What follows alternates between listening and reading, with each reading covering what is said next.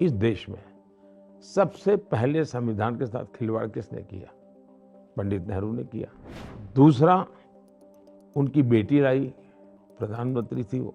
उसके बाद उनके बेटे आए, साहबानों का जजमेंट आया, उन्होंने सुप्रीम कोर्ट के जजमेंट को उलट दिया। फिर उनके साथ बेटे आए, तो रिमोट कंट्रोल से सरकार चल रही थी और एक शाहजादा प्रेस कॉन्फ्रेंस बुला करके कैबिनेट के निर्णय की धज्जियां उड़ा देता है। एक ही परिवार के 4 लोगों ने अलग अलग समय पर संविधान की धज्जियां उड़ा दी हैं। सबसे पहले संविधान के साथ खिलवाड़ किसने किया? पंडित नेहरू ने किया।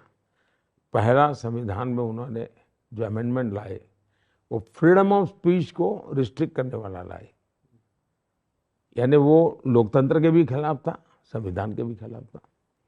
दूसरा, उनकी बेटी लाई, प्रधानमंत्री थी वो। बेटी ने क्या किया? कोर्ट ने जजमेंट दिया कि भाई आप पार्लियामेंट में नहीं रह सकते, तो कोर्ट के जजमेंट को उलट कर दिया। देश में आंदोलन चला तो उन्होंने इमरजेंसी लगा करके सारे सब अखबारों को बंद कर दिया।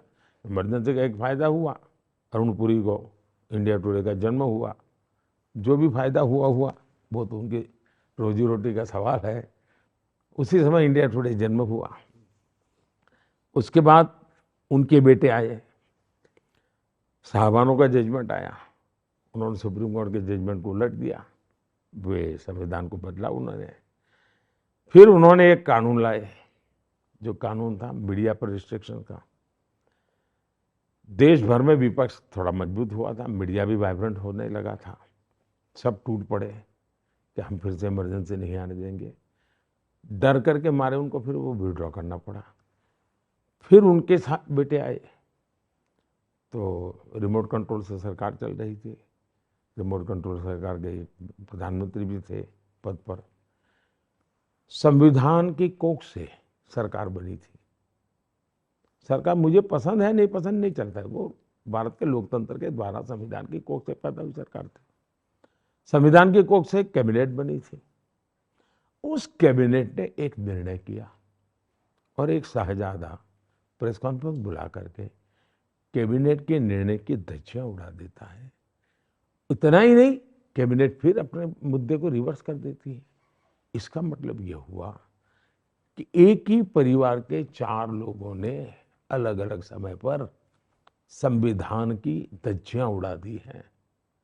उन लोगों को संविधान के लिए इस प्रकार की गंदी हरकतें करने का जमाना चला गया।